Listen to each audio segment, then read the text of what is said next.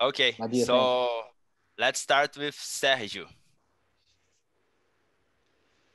Hi, Dave. My name is Sergio. I'm from Hugo Cross. I'm going to focus on the open since it's coming already. And I was listening to the interview, just a quick second. I was listening to the interview and I was a little bit concerned by the fact that our goal is to survive. And well, and the 10% is going to be really even harder because in 2019, I was actually between the 10% from 35 to 39, and I was hoping to get there. Now I don't know if I'm all that excited about it. So, well, he's saying I'm hoping to survive is for me because of my fitness level. Everyone will be able to do it. And I also want to say, I'll try to do it RX. That's why I'm going to try to survive. The scale option, everyone, you know, it's more accessible. And then the foundations option is obviously very accessible. So don't hear my words and think that it's going to be too hard for people. I think about it because I also want to do RX. So yeah. The thing is, when you talk about the open, it's not uncommon that the fittest individuals usually end up on the top spots of the open leaderboard, right? But of course, there are some exceptions, but we usually see the top 10, 15%, 10, 15 athletes, like really the best on the top of the leaderboard, right? So my question is, what are the most important variables in assembling the open workouts that you consider? And can you honestly say that after 5 weeks, well, in this year, after 3 weeks, that you are actually selecting the best of the best?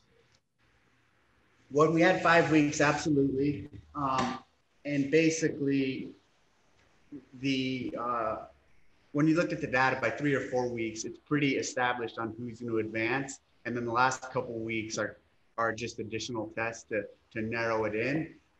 The amazing piece is, and you pointed this out, the fact that, yeah, when you look at the open, those are unarguably some of the fittest. We could almost run the open and nothing else. And I don't want to say the results are the same, but oftentimes the winner and the top people are the same as the games. I don't think it should be run that way, obviously, but that's a significant statement to the efficacy of the test at every stage and to the ability of those athletes and what it truly means to be fit. And this broad, general, inclusive fitness and not specific and not a specialist in anything. In 3 weeks, yeah, so do I believe in 3 weeks we should send people to the semifinals or to the games? Not really, and that's kind of why we have the quarterfinals with this really big net. So the 10%, I mean, if you can't make the 10%, you definitely aren't making semifinals. You know what I mean? So nobody's being left out.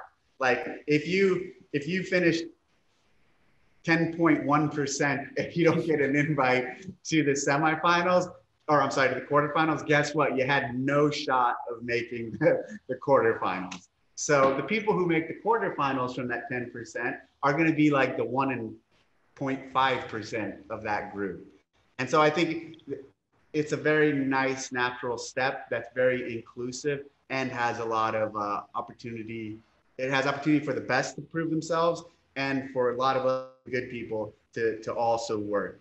So now when creating the test, to your first question of that series of questions, I want, like, fundamentally at the open level, again, they need to be really inclusive, but also still challenging and appropriate to the top, to everybody. So oftentimes in the open, you'd see stuff where it starts off light and then would escalate up, or there'd be time gates where people, if you don't hit this, your workout's over. If you do, you keep advancing.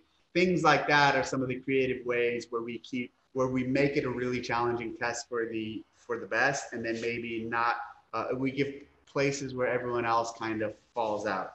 Also, oftentimes, like, some of the combinations everyone can do, but them doing them as fast as they can is really hard. And them doing them 4 times or as many rounds as you can in 15 minutes. It's classic CrossFit. We're doing the same work, but the top guys are like doubling the amount of work someone like, or tripling in some cases, the amount of work someone like me does. And I'm still getting going through a great test and a great workout. But so in the open, I want to keep people engaged at all levels and also give an opportunity for the best to excel. We would not be doing a good job with the open if the open results were completely all these known different names we see than the people that win and do well at the games. No, I mean, I'm asking because you actually do a great job at the open, because you can select, you can see the best of the best already there. So yep. It's amazing how you assemble all these workouts. And I remember once reading an interview by you that you said, the open only makes sense when you look at all workouts together, and then you see what my goals were. That's why I wanted to ask the question. Now, the second question is that about the open again. That is, it is the largest online competition in the world, right? So, of course, it is impossible to do such a huge event without any controversy. Like, for instance, the line standards for the handstand push-up, for instance. But one thing that I usually hear a lot of complaints by the athletes, particularly, is that there is only one of the videos that is analyzed by the CrossFit Inc. And you note that, I mean, 10% will go to the quarterfinal and from the open, and it is in the open, it's a lot of people, but 10% go to the quarterfinal. Then only a few people will be selected for the semifinals.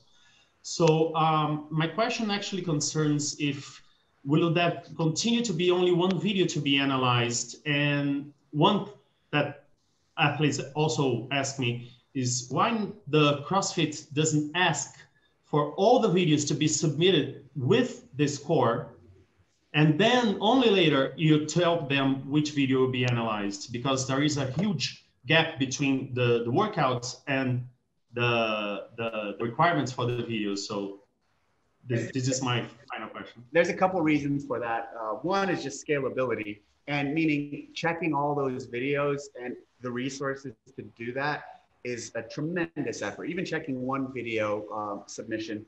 And then the other thing too is that's one piece of it, but we're also going to try to increase that and get better at that with resources and with team. The other piece of it too is I believe strongly in this. What message is it sending to our community if we're saying, here's the standards for doing the workout? You do the workout and you have a judge who goes through our course and they submit the score. But guess what? That also doesn't matter to us because we need a video for every single workout. Meaning there's a level of us saying, hey, we're signing off on you being able to judge, and we're going to give you that professional right to do so.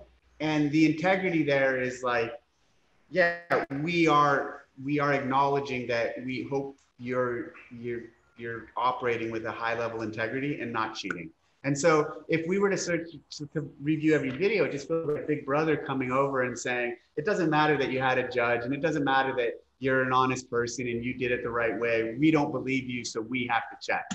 So I believe firmly in empowering the community through the methods that we do, and respecting that empowerment and acknowledging, yeah, if you say you did it in 2 minutes and 50 seconds and you had a judge and your gym manager, all 3 people signed off on it, it's really shitty if all 3 people lied. And does it happen? Sure. Does it happen to the extent that like it's this massive problem? I don't believe so. And that's kind of what the videos are for. It's like spot checking. It's not checking everybody. It's just, we're going to check one. And in sometimes spot checking, we catch irregularities that we have to dive into and explore a little more. I wish everybody was completely honest, and I think a majority are, but just like any community, every community, we're just like any other community. We're bigger than most communities. There's good people and there's not as good people. Okay, but thank you so much for answering my questions. It was a huge pleasure to be here, and thanks CrossFit Brazil for this invite.